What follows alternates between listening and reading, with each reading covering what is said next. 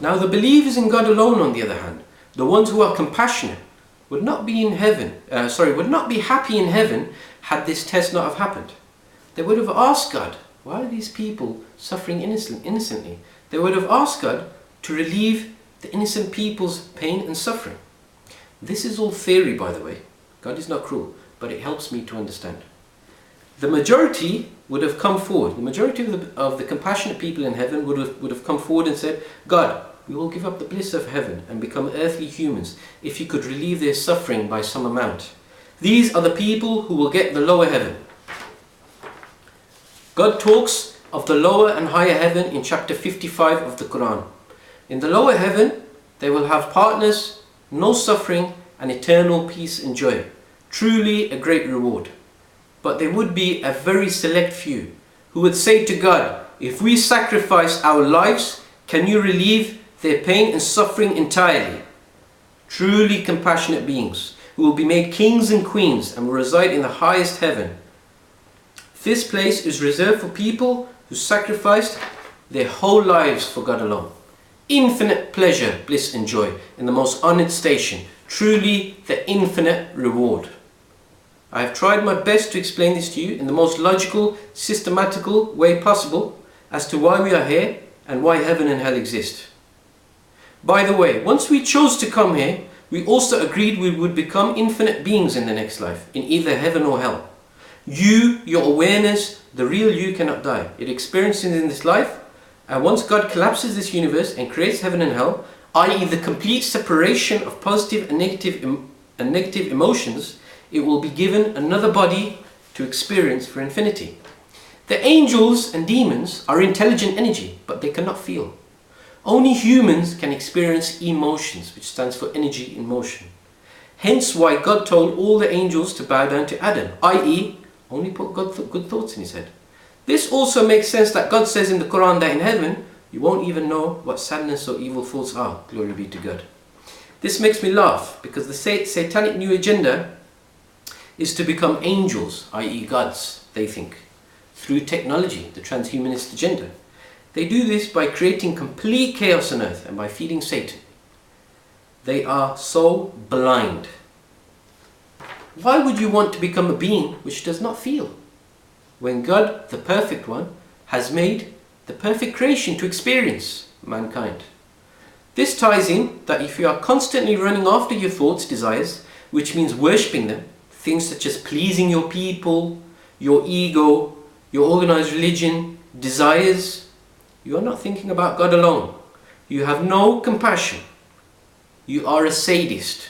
You take pleasure in other people's pain, either causing it yourself or by agreeing to it, which are just as bad as each other. You love evil and you just don't care. You are severely corrupted. I was once on this path up until recently, but by God's ultimate grace, I was allowed to see the truth and follow it. This is because I wanted the truth more than anything else. If you cannot see the truth in what I have said, then I feel sorry for you, and God has not chosen you. You have not allowed yourself to be chosen. By this, I mean as humans, we have complete free will. We decide. But with God, this is just a 3D hologram matrix DVD that is being played. Everything that's happened and will happen has already happened with God. Glory be to God, for only He can comprehend this. Now, why do I choose to follow the Quran alone? I will give you a few points. Firstly, it is proven it is unchanged from when it was revealed to Prophet Muhammad. Peace be upon all the prophets and messengers. We make no distinction among them, as the Quran teaches us.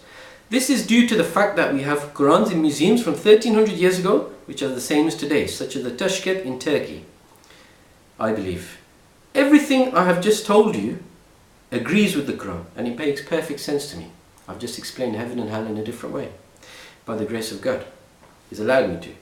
The Quran has many scientific miracles, such as the Big Bang, and it even says how God is expanding the universe. I will not go into the rest. Almost everyone has access to the internet these days, so if your heart is pure, you will research them. Unfortunately, most of the internet use is used for evil these days. Satan greed was behind it and he's progressing it. But the most amazing miracle of the Quran is the mathematical miracle of 19. This is because it proves through math and probability that the Quran is unchanged and could not have been written by man. Glory be to God. The Quran even prophesies the number 19 and says it will do many things, including proving to the world physically it is the word of God. Sounds like science fiction.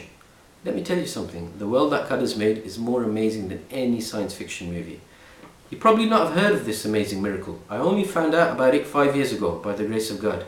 He guided me to it on the internet. I looked into it long and hard for a long time, even counted many letters to see if it was the truth. I debated with myself long and hard about it, but by the glory of God, I saw the truth in the miracle. I knew of no one else around me who believed in it or even knew of it. The man who discovered the miracle, Rashad Khalifa, who I believe was a messenger of God, was brutally murdered. Ahmed Deedat, who believed in the miracle and even wrote a book on it, denounced him. All because Rashad Khalifa said, worship God alone and follow the Quran alone, like it says. If you want to read his amazing translation and the detailed information, which is in English, go on to www.submission.org. I highly recommend you do, as you are doing it for your own soul. By the way, his footnotes and appendices were his own opinions and not part of the Quran. I myself learnt much wisdom from them. Glory be to God. I hope I have done a good job in guiding people to the truth. Peace be with you all.